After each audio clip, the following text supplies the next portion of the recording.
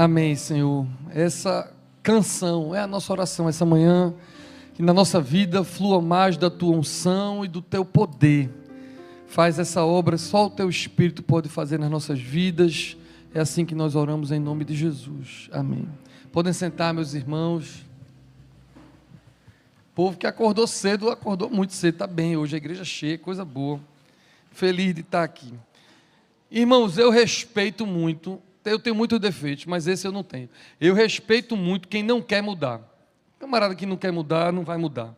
Eu não me considero um cara muito intolerante, não. Eu me relaciono bem com pessoas de opiniões diferentes. No campo religioso, me dou bem com pessoas de outras religiões, de outra fé. No campo político e ideológico, me dou bem com quem é de esquerda, com quem é de direita, com quem não tem opinião. Eu me dou bem até no campo futebolístico, com aqueles que ainda estão torcendo para o esporte, vê. Não tenho nenhuma dificuldade com isso aqui no altar mesmo, aqui eu estou do lado ali de um rubro-negro, mas eu realmente não tenho dificuldade com pessoas que pensam diferente de mim. Mas na missão, que é o caso aqui, que nós estamos pregando o Evangelho numa igreja, a minha missão é insistir que as pessoas se transformem. Eu não obrigo e nem me preocupo, me dou bem com quem não quer se transformar, quem não quer mudar de opinião. Mas o meu papel aqui, e de todo pregador, de todo professor da Bíblia, é insistir com que as pessoas se transformem, mudem, especialmente aqui no Evangelho, né? Então, é sobre isso que nós vamos falar, sobre transformação, sobre mudança, de fato. Esse sermão me remeteu essa semana à minha infância. Eu sei decorar dessa história que o reverendo Neto leu, porque quando eu era criança de 4 anos, né, nem de 12 ou 13, criança muito pequena, 5 anos, eu aprendi uma música que contava a história dessa mensagem. E, na verdade, hoje eu estou menos medroso, mas eu fui uma criança muito medrosa, eu tinha medo de monstro, eu tinha medo de escuro, eu era uma criança meio medrosa. E essa música que eu aprendi quando criança, que conta a história dessa parábola de Jesus, na verdade me deixava com medo. Eu era uma criança que tinha medo quando cantavam essa música. Eu estudava num colégio que a professora de religião me ensinou essa música. E eu vou cantar essa música para vocês, passando vergonha aqui, mas não tem problema. A música, e eu vou mostrar a hora que eu ficava com medo na música. A música diz assim: um homem construiu a sua casa sobre a areia, um homem construiu a sua casa sobre a areia, um homem construiu... Tem gente que sabe a música e está fazendo um gesto ali. Eu estou vendo você de verde fazendo um gesto. E chegou a tempestade. Aí a música fazia assim: o vento soprava, a chuva caiu. Eu já ficava com medo agora. O vento soprava, a chuva caía, o vento soprava, a chuva caía e a casa desmoronou. Meu irmão, esse negócio da casa desmoronar me dava um medo absurdo. Eu acho que eu ficava com medo da minha casa desmoronar. Eu criança, quando a turma... Porque a professora, quando ensinava, ela não ensinava feito eu estou aqui, que eu estou tentando passar menos vergonha. Ela fazia assim, o vento soprava, a chuva caía, era com a cara assim de braba da pleura. Aí a segunda parte da música é melhor, porque o homem construía sua casa sobre a rocha, o vento soprava, a chuva caía, mas a casa resistiu. Então, assim, o final da música era bom, mas eu sofria no meio da música. Não vou mentir que eu sofria. E essa música, que é contada dessa parábola, tem a ver com isso. Acredite se quiser. Tem a ver com transformação. Porque Jesus, quando contou essa música, tinha uma razão. O primeiro versículo que o reverendo Neto leu, diz que as pessoas estavam chamando ele de Senhor, mas não se transformavam, não praticavam a palavra, não obedeciam a palavra. O texto diz literalmente assim: por que me chamais Senhor, Senhor, e não fazeis o que eu mando? Depois que ele disse isso, foi que ele conta essa história. Chamar Jesus de Senhor, ou o senhorio de Cristo, implica que as palavras de Cristo não são sugestões, são mandamentos. Cresce o número de igrejas e cresce o número de cristãos. O censo está aí para mostrar isso. Todas as igrejas estão cheias. Veja só, são 8 horas da manhã. E olha a quantidade de gente que tem aqui. A igreja está cheia. E a gente tem mais 3 cultos hoje. As igrejas estão enchendo. E o número de igrejas está aumentando. Nós estamos plantando igrejas na diocese. Agora, isso não está significando necessariamente que as pessoas estão vivendo sob o senhorio de Jesus Cristo. Muitas pessoas estão ouvindo a palavra, mas não significa que as pessoas estão se transformando para que Jesus, de fato, seja o Senhor, aquele que mande. E aqui é o X da questão que Jesus trouxe nesse texto. Crer em Cristo como Salvador para ir para o céu, muita gente quer. Crer em Cristo como um milagreiro que vai salvar seu casamento, vai tirar seu filho da droga, ou vai lhe dar um sustento, também é um negócio que todo mundo quer, ou pelo menos deveria querer. Um milagreiro do seu lado, um salvador do seu lado. Mas Cristo não é só Salvador, Cristo é Senhor. E é por isso que ele conta essa história. Todo mundo que obedece, a história diz isso. Quem obedece, quem pratica as palavras, Jesus conta essa história logo depois dele pregar o Sermão do Monte. Esse texto também está no Evangelho de Mateus, e tanto em Lucas como em Mateus é logo depois do Sermão do Monte. Quem pratica estas minhas palavras, Jesus está dizendo, isso que eu acabei de pregar no Sermão da Montanha, quem pratica é semelhante a um homem que constrói a sua casa sobre a rocha, que tem alicerces, vem a enchente e os rios, e não se abala. Eu quero ser assim. E eu imagino que você queira também, é a razão de você estar aqui de manhã nesse culto. Queremos construir a nossa casa, nosso casamento, a nossa família, a nossa vida, nosso trabalho, tudo nós queremos fazer com alicerce. Porque aí, quando os desafios chegam, o vento, a chuva, as enchentes, a gente não quer ser abalado. Você veio aqui essa manhã para adorar o Senhor, para participar do corpo e do sangue de Cristo e se fortalecer em Cristo.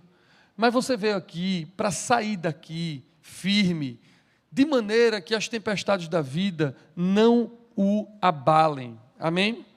Se isso é verdade, e você disse amém, não só porque eu pedi, você precisa então praticar as palavras. E o texto fala uma expressão muito linda, que é cavar fundo. O homem cavou fundo, que construiu a sua casa sobre a rocha, cavou fundo com alicerce.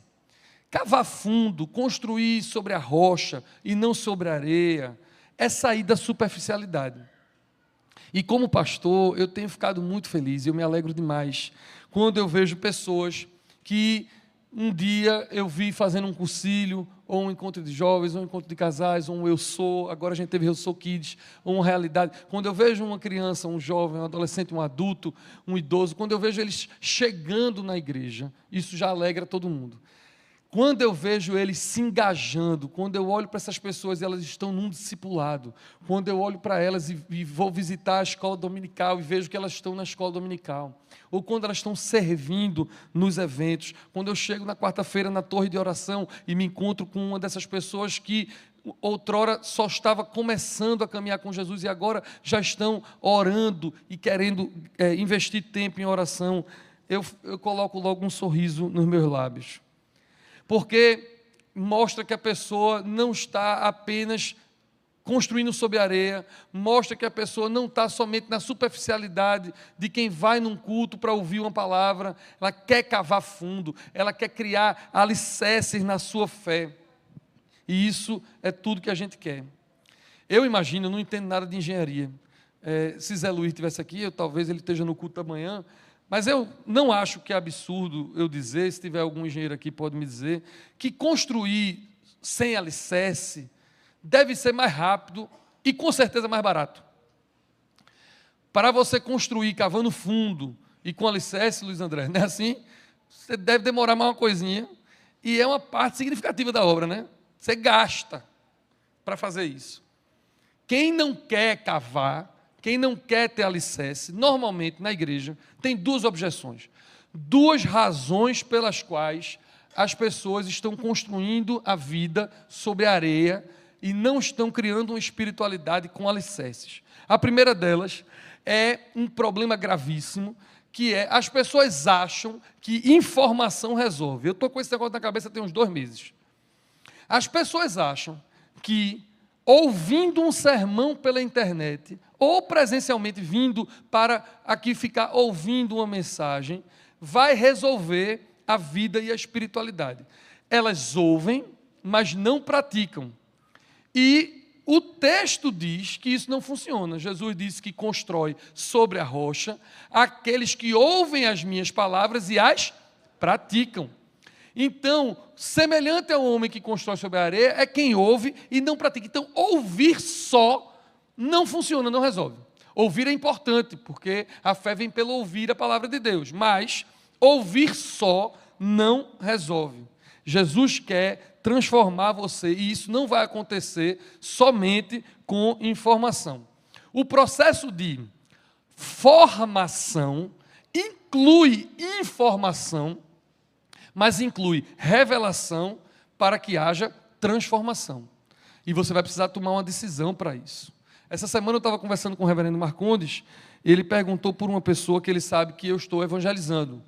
Ele sabia que eu estava evangelizando uma pessoa, e ele me perguntou como é que está essa pessoa.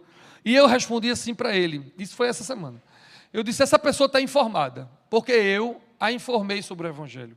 Eu contei o evangelho para essa pessoa, eu investi a informação.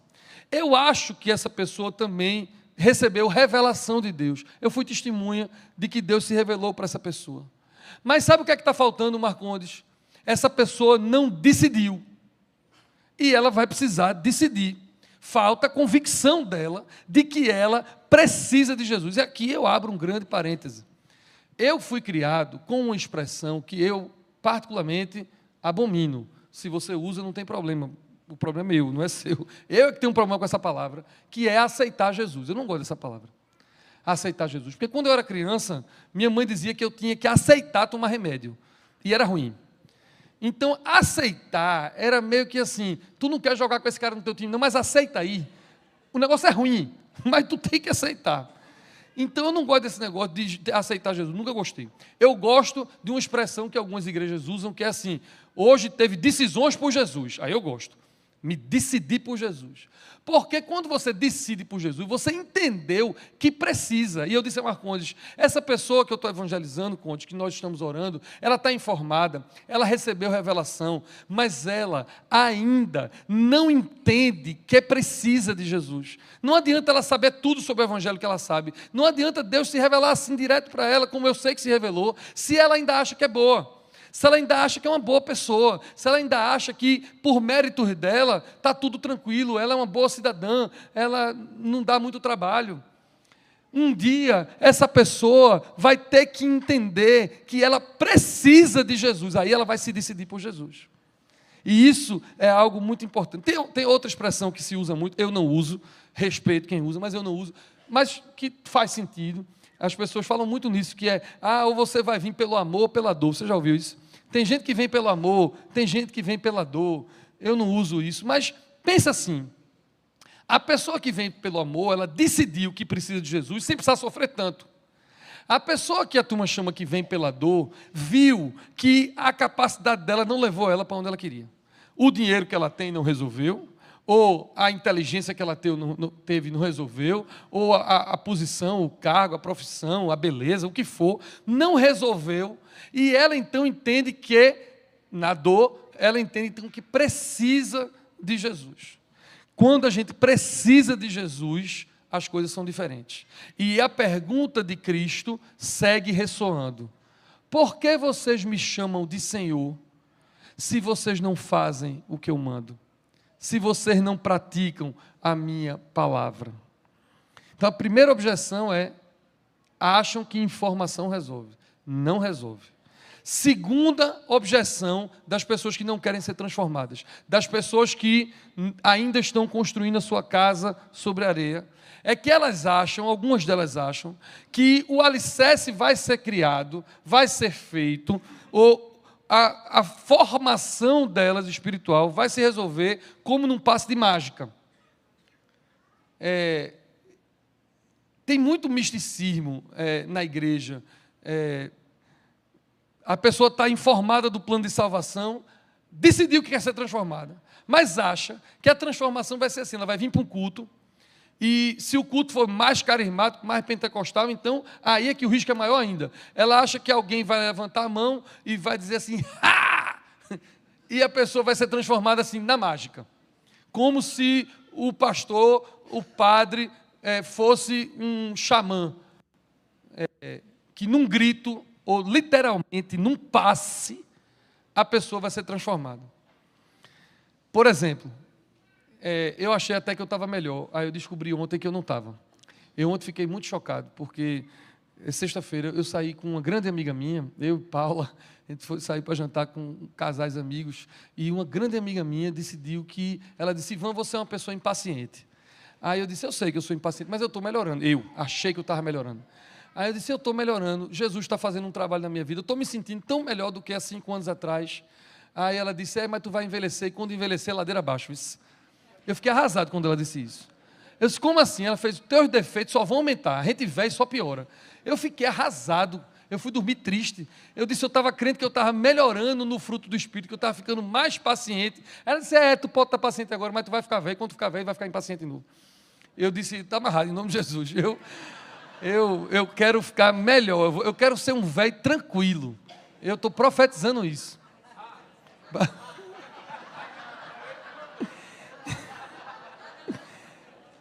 Tá bom. Mas as pessoas pensam que é mágica, que é assim: eu, que quero ter paciência, acho que vou chegar aqui na igreja e por conta da Eucaristia, ou por conta de uma palavra, ou de uma música boa, eu vou receber um download de paciência para pessoas chatas. Eu não vou receber um download de paciência. Ou eu vou fazer a minha parte, ou esse download não vai chegar. Tem gente que diz assim: eu vou lá na igreja para poder receber uma porção para aguentar minha sogra. Não vai. Não é uma mágica. Você não chega aqui, liga num fio e recebe paciência para aguentar a sogra. As coisas não funcionam assim. Essa semana também teve uma boa. Eu atendi uma moça que o casamento dela acabou-se. E o casamento dela acabou por várias razões. Sempre a culpa é dos dois. Eu não estou aqui dizendo que a culpa é de um ou de outro, longe de mim. Mas teve uma coisa que ela me disse que eu achei interessante. Quando a pessoa está preparando um sermão, tudo encaixa, né? Eu estava com esse negócio na cabeça e ela chegou para mim e disse: eu me separei porque ele não é o homem que eu queria que ele fosse. Aí eu disse: está certo. Aí eu disse: ele é crente? Ela disse: ele é crente. Sendo que ele ainda não é, a expressão dela, o homem de Deus, o líder, o sacerdote do lar, e não sei o que eu queria que ele fosse. Ou seja, ela queria que ele, que se converteu, recebesse uma mágica, um rá, que de uma hora para outra assim, ele entrou aqui, mala, bandido, mas chegou aqui, melhor marido da vida, um homem, um líder, um sacerdote, aquele não sei o quê. Ela imaginou que num processo de 1, 2, 3 anos, a pessoa se transforma 100% de uma hora para outra, e as coisas não funcionam assim. Porque nós precisamos querer nos transformar, precisamos decidir se transformar, mas isso são processos. Isso é chave. A nossa parte é ir cavando fundo, ouvindo e praticando, mas é um processo de santificação, um processo de formação espiritual. Você estuda, quem quer ser aquele que pratica a palavra, estuda, participa, perdoa, se engaja.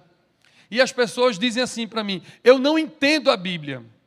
Como é que eu vou estudar se eu não entendo? Ou então, eu não consigo largar esse vício. Como é que eu vou praticar a palavra se eu não consigo largar esse vício? Ou então, eu não tenho tempo para servir, para estar na igreja como você quer que eu esteja na igreja. Porque você quer que eu estude na EBD ou na Escola Carisma, você quer que eu participe do discipulado, você quer que eu sirva no ministério, vá para o culto. Quantos dias eu tenho? Eu não tenho tempo para isso. Ou então alguém diz assim: eu sou tímido, eu não consigo fazer amigos, eu não consigo ter comunhão, eu não consigo ir na casa de alguém, eu sou uma pessoa muito tímida. E eu sei que isso tudo que eu falei é verdade. Para os discípulos da época de Jesus, quem estava ouvindo Jesus contar a história, era também difícil praticar. E para a gente é difícil praticar e obedecer. Mas pega essa visão agora, porque todo o sermão que eu preparei vem para esse momento agora. O processo de formação espiritual, o nome já diz, é um processo. Ninguém espera, ou deveria esperar, que você, de um dia para a noite, passasse a praticar tudo, saber de tudo, obedecer tudo, de uma hora para outra.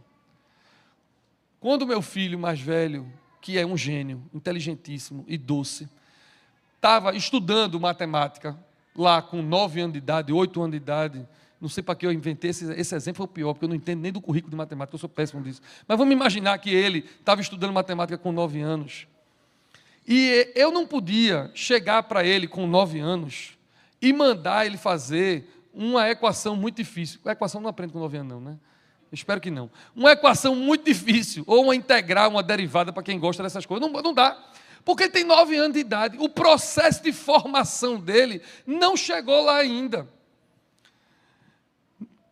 Depois que ele é informado, a professora ensinou, ele é revelado as coisas, ele vai treinando, presta atenção, ele vai exercitando. Pode ser que mais tarde no seu processo de formação ele aprenda a fazer. Pode ser que ele seja feito, ele nunca aprenda, mas matemática é péssimo. Mas eu devia ter, no culto das 10 eu vou inventar outro exemplo. Se você for ouvir esse sermão na internet, no culto das 10, creia que esse exemplo não vai vir. Mas vocês já entenderam que o processo de formação é um processo que não dá para a gente acelerar o que as pessoas não estão prontas ainda. Então eu queria que você, a partir de agora, quando fosse falar para alguém, para o seu cônjuge, para o seu amigo, para o seu líder de decura daqui da igreja em algum lugar, eu não queria que você dissesse assim, eu não consigo, eu não posso. Eu quero que a gente se transforme ao ponto de dizer assim, eu não entendo a Bíblia ainda. Eu não consigo largar o vício ainda. Eu não tenho tempo ou administro meu tempo para servir ainda. Eu não consigo fazer amigos e me engajar e praticar tudo que essa igreja está promovendo ainda. Mas o meu tempo vai chegar. Porque eu decidi que quero ser formado e quero cavar fundo e fazer alicerces, porque eu quero ser como um homem que construiu a sua casa sobre a rocha, cavando fundo. Sabe por que esse aleluia coube bem agora? Porque o texto diz que aquele homem que constrói a sua casa sobre a rocha, cavando fundo, que ainda não está pronto, mas intencionalmente está trabalhando para praticar, ele não vai temer o dia ruim. Eu fiz as pazes com essa música, depois de velho, né? Fiz as pazes com essa música e com esse texto, e isso é tão lindo na formação espiritual. Praticar disciplinas espirituais, obedecer. Eu descobri, meus irmãos, que isso é remédio contra o medo. Obedecer a palavra de Deus, se engajar, ler, servir, isso é remédio contra o mal da sociedade. Nós vivemos num mundo cheio de medo, cheio de ansiedade. Eu tenho ansiedade. Nós vivemos num mundo cheio de ansiedade, cheio de medo. E a palavra de Deus diz que o perfeito amor lança fora todo medo. Ansiedade e medo tem a ver com o futuro. Tem a ver com que as chuvas caem, os ventos vêm. A gente tem medo de quando a chuva vai cair.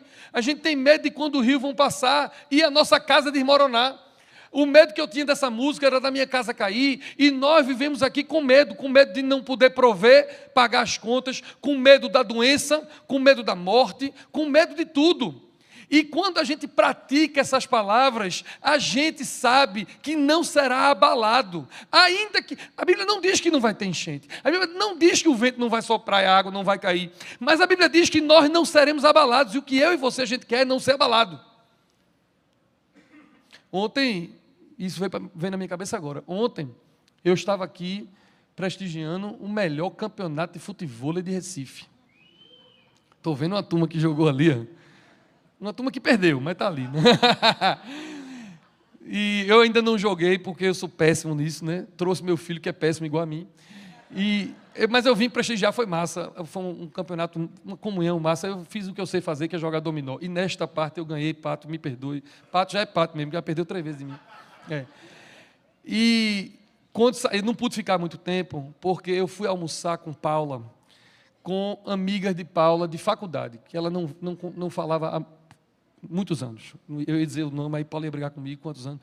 Há muitos anos que ela não via. E teve uma amiga dela que deu um abraço nela, chorando muito, porque não via Paula há tanto tempo, sabia que Paula estava passando por esse processo da leucemia, e essa moça deu um abraço em Paula, e eu estava olhando essa cena a 30 centímetros de distância, e ela se emocionou, chorou muito, e disse assim para Paula: que forma linda você está vivendo o seu câncer, que maneira linda de viver o que você está vivendo.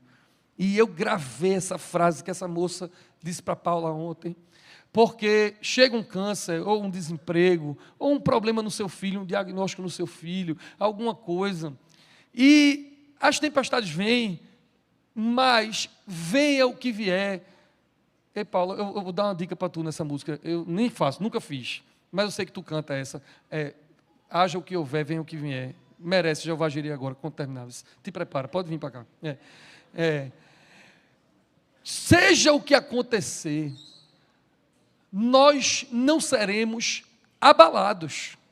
Sofremos, choramos, mas nós não somos abalados. Por quê? Porque nós não somos aqueles que só ouvem a palavra e vão embora.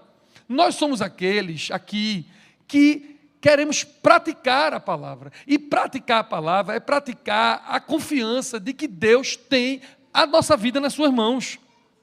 Amém? Quando eu vou preparar um sermão, eu fico me preocupando com todos os públicos. E olha, é uma responsabilidade muito grande que nós temos aqui de pregar. Hoje de noite, Marolessa vai pregar lá na Missão Candê, está nervoso. E eu fiquei brincando com ele, dizendo, não fique nervoso não, mas é para ficar mesmo nervoso. Porque a nossa responsabilidade é muito grande quando a gente vem pregar. Aqui, não tem menos do que 700 pessoas aqui nesse culto agora. A gente vai ter 4 cultos. E se contar com as pessoas que ficam vindo na internet, mais de 3, 4 mil pessoas assistem esse sermão que a gente está pregando aqui. E eu fico pensando, então, em todos os públicos possíveis, quando eu estou orando, porque eu preparo o sermão, depois oro o sermão, né? Quando eu estou orando o sermão que eu vou pregar, eu fico pensando, e o irmão que chegou agora no último concílio? E a irmã que está na igreja há 35 anos? E o irmão de 15 anos? E a irmã que tem 70 anos? Eu fico pensando em todo mundo que está ouvindo essa palavra. Alguns que estão aqui, de fato, são aqueles para quem Jesus contou essa parábola.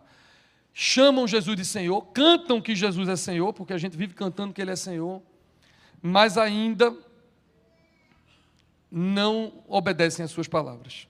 Para essas pessoas que estão aqui, a minha conclusão é: queira criar raiz, queira ser firme com alicerce, não fique só nessa de ouvir a palavra sem praticar, para que você não se abale. Amém?